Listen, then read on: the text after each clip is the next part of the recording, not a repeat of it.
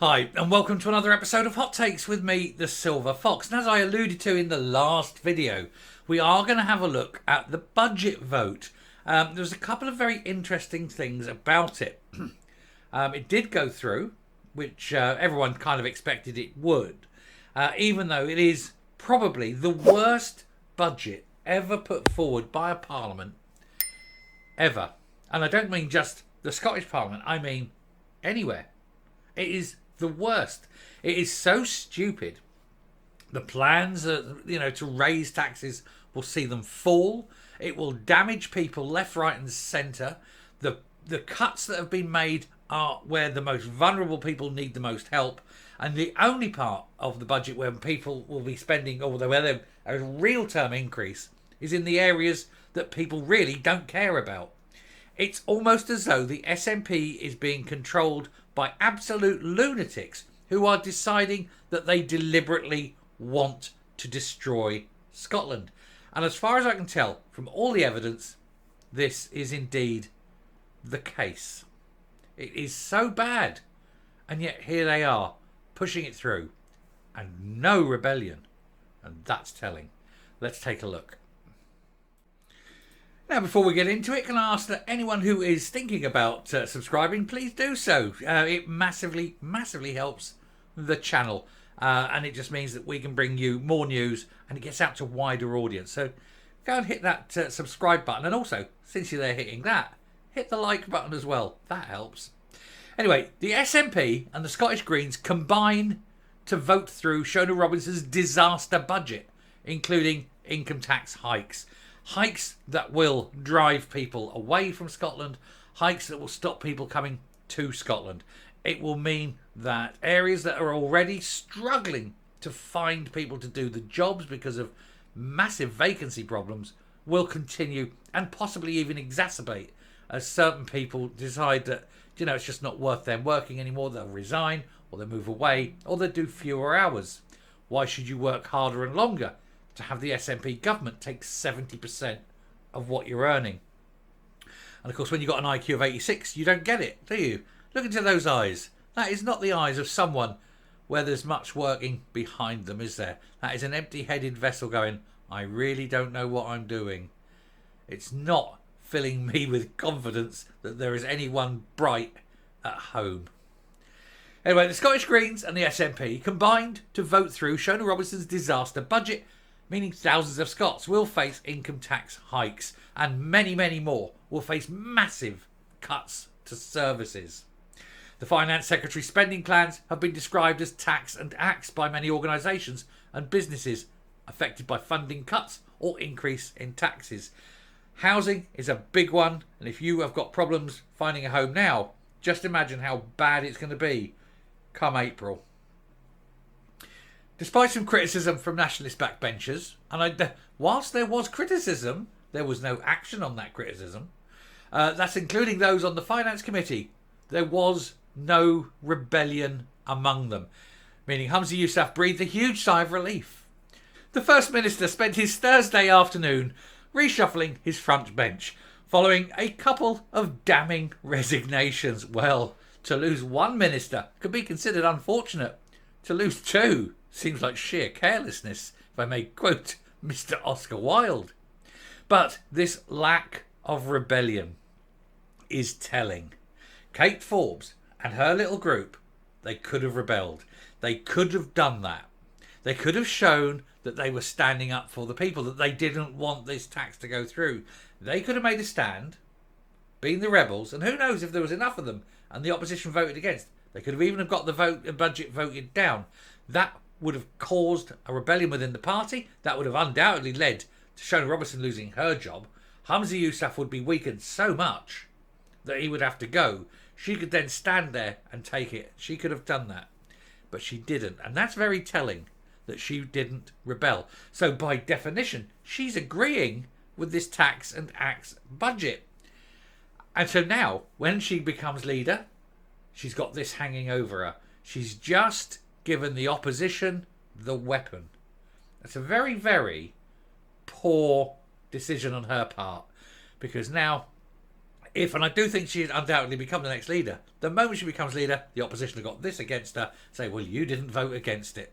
You are all for it. She's got nowhere to go. It's a very strange position. There was enough of them, 4 or 5 of them even. Who knows? Whoops, shrink that. If there was 4 or 5 of them even, it could have been enough. Could have just been enough. Anyway, a number of budgets received significant cuts. All of them. All of them got significant cuts with the exception of independents. Including the housing budget, where a third of the funding was removed, and with enterprise, trade and investment sector slashed by 63 million. This is despite Scotland's sluggish economic growth and housing emergency, because they don't care.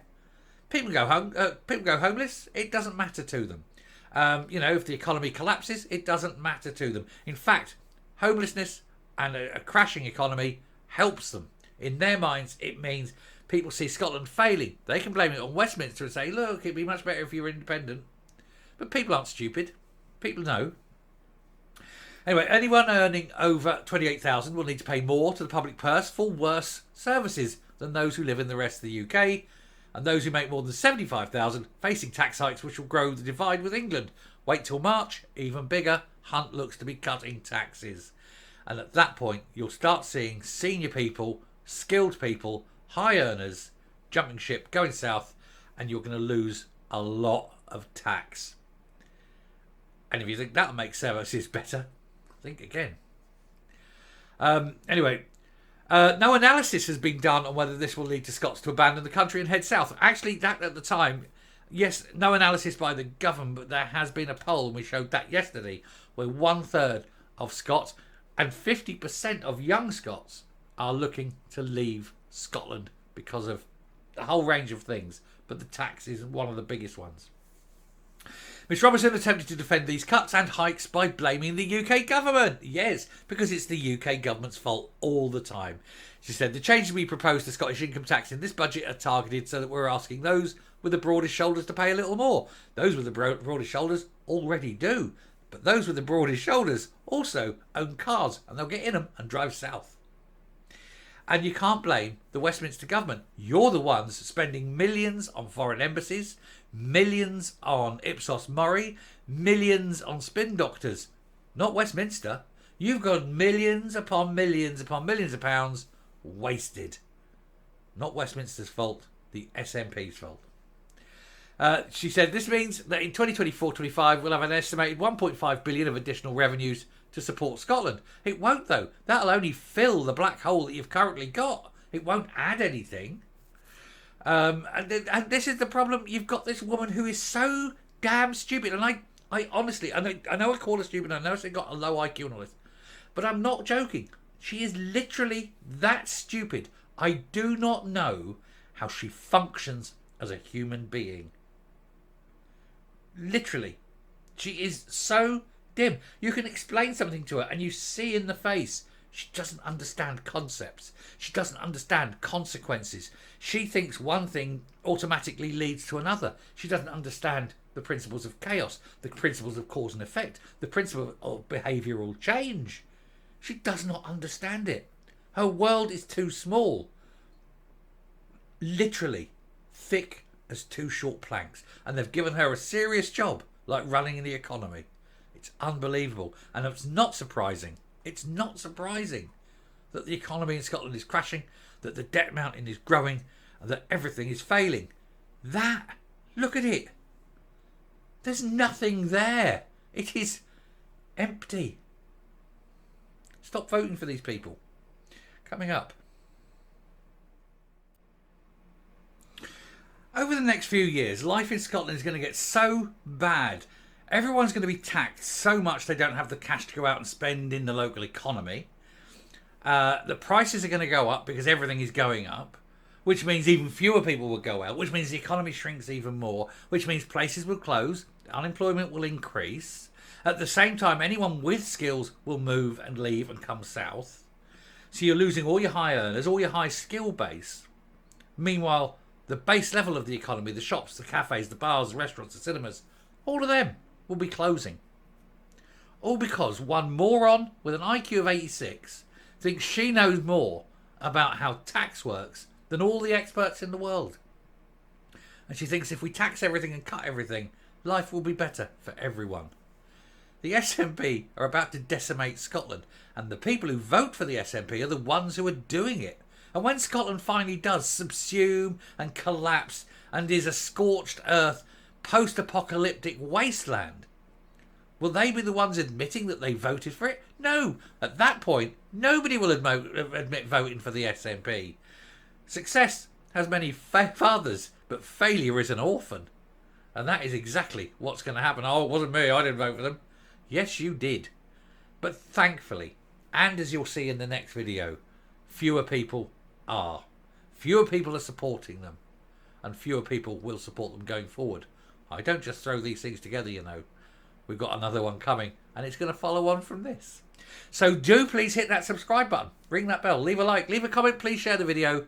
And I will speak to you later. Bye.